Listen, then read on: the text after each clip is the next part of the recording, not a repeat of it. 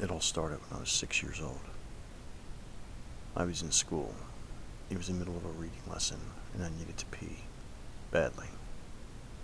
At that age, actually, a fair few kids still wet themselves, and I always got paranoid about embarrassing myself in public like that. I stuck my hand up and told Mrs. Eby that I needed to use the bathroom. After the usual speech about how I should have gone at break, she gave me the key to the disabled access toilet. This was the closest one to my classroom. It was the middle of fifth period, and the corridors were empty and seemed cavernous to me. I was a short, scrawny thing back then. I sometimes had trouble with doors, especially unlocking them, and I fumbled for a good minute or two in trying to get the blasted thing open. Anyway, as I sat on my porcelain throne, there came a knocking at the door. "Someone's in here," I called, disgruntled at this disturbance. There came a pause, then the knocking resumed. It was faster now, more determined. "Wait a minute." The knocking slowed, and a voice replied, "Let me in. I need to come inside." The speaker's tone was thin and reedy. An adult I didn't recognize. I may have been 6, but I also had a fairly good understanding of bathroom etiquette. Mainly that you didn't let more than one person into an area only slightly larger than a cupboard. "Go away." The knocking intensified again, until it was a frantic drum beat. Just a few feet from me and out of sight, I heard the voice shouting something, growing more and more desperate. "Let me in. Open the door, please." I was terrified by that point. The hammering and yelling was so loud, and yet nobody had come to investigate it. Eventually, my teacher came to find me, angry because I had been gone for almost a half an hour. When I refused to open the door to let her in, she got a spare key from the receptionist and then took me to the headmaster's office and called my parents. I was suspended for the rest of the week. I never told anyone what happened. It was a few weeks before my next encounter with this phenomenon. I had just celebrated my 7th birthday, and my family were having a barbecue in my honor. It was a gloriously sunny day, but as soon as we'd set everything up in the allotments behind our house, the coal refused to light. My dad asked me to go and get some fire starters from the shed in the front garden. It was pretty cramped inside, and I wouldn't fit all the way, so I just opened it up, stood on tippy toes to reach a shelf holding my objective, then shut the door. As I turned away, a frantic knocking hit the other side of the door. "Open up. I need to come through." This voice was not the one I'd heard the month before. It was deeper, more brooding and angry. I said nothing and hurried away. I had no idea what was happening, but it frightened me. As I walked away, there came a final thump, like a fist being slammed against wood, and I heard his voice again. "You little bastard, I'll rip your fucking teeth out. Let me through."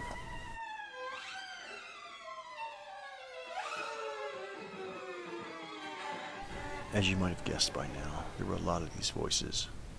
I counted at least 30 total. Every month or so, I used to get them, pleading to be let through doors. Almost always, it would be immediately after I shut the door behind me, as though these strange entities had been following me. I never told anyone, but to be honest, I kind of just got used to it. It always made me jump, and some of the voices would make me feel uneasy, but I knew that I was safe, so long as I did not open the door.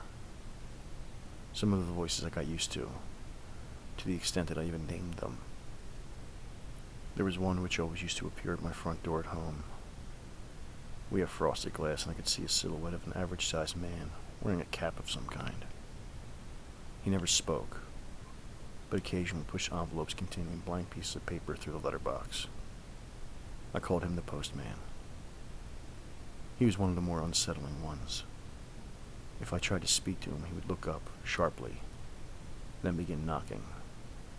I generally left the postman alone. 20 years on, and I've retained as much normality as possible.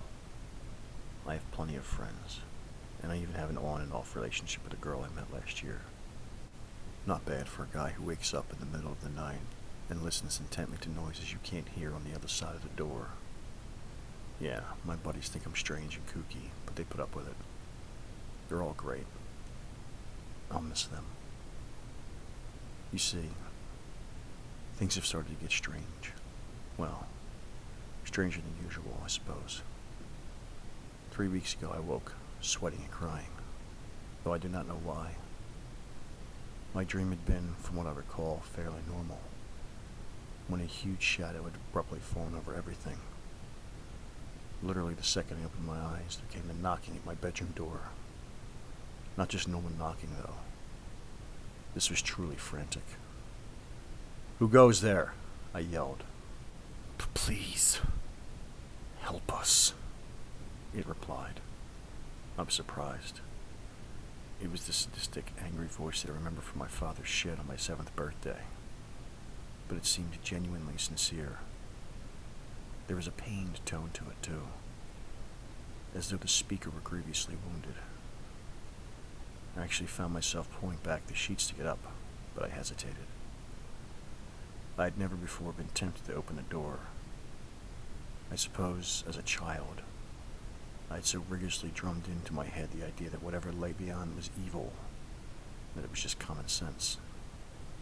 To be quite honest, I came very close to letting the thing into my room that morning.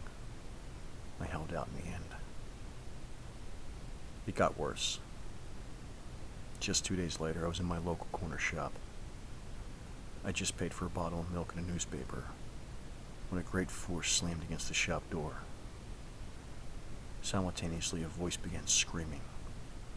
A long, keening squeal of pain. I whirled to face the door, but there were so many flyers plastered over the glass that I could only make out the shape of a woman on the other side, slapping her palms against the window. The shopkeeper stared at me as though I were crazy. In the end, I asked if he had a bathroom I could use, murmured some half-thought-out excuse, and hid there for 10 minutes until the screaming stopped. There were 4 more incidents between then and now. A mixture of screams and tearful begging. The postman stopped by yesterday, too. He knocked politely before sliding his usual letter through the letterbox. Then another. Then another. A total of 10 plain brown envelopes. The postman waited for a few minutes, knocking occasionally, and then left me alone. Each letter contained a sheet of A4 paper, but somebody had taken a black pen to the pages, scribbling and shading them with such vigor that there were large tears around the center, and the edges were frayed. I shoved them back into their envelopes and tried to put it from my mind. Earlier, my bedroom door shook, violently. It wasn't a scream, or a howl, or a roar that I heard. It was just crying. Dozens and dozens of voices, sobbing quietly. Another blow struck my door. Plaster flaked from the walls and twirled to the carpet. Still no pleas or bargaining. Just sobbing. I jumped from my chair. A hairline crack split the frame of the door in one corner. My phone began to ring, and I heard a sharp rapping at the glass of my window behind the curtains. I tried answering the phone, but it was simply yet more voices crying. Not even sobbing, though, more like bawling in terror and anguish. I hung up, but it kept ringing, so I took the battery out. I've shoved most of my furniture against the door and window. It has been 3 hours since the latest attempted entry began. The battering has not abated, nor is the crying. I'm fairly sure that my door won't hold much longer. As for my mediocre barricade, it can be swept aside in 2 minutes. I find myself faced with the very real possibility of death, so I'm writing this memoir of sorts, just in case something does happen. What do they want? Do they even want to hurt me? They seemed fearless, even malicious before. What could have driven them to this? Maybe I should open the door. Maybe I should let them in. Silence fell. I realized that even the crying had ceased. For a whole minute I sat there. Then I got up and hurried to my door. eager to escape this claustrophobic situation. Perhaps I'd go outside, where I could be far away from any doors, and from the damned knocking. I pulled away my barricade and turned the handle. Locked. Kneeling, I peered through the keyhole.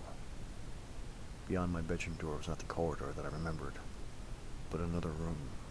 Some kind of library or classroom, I think.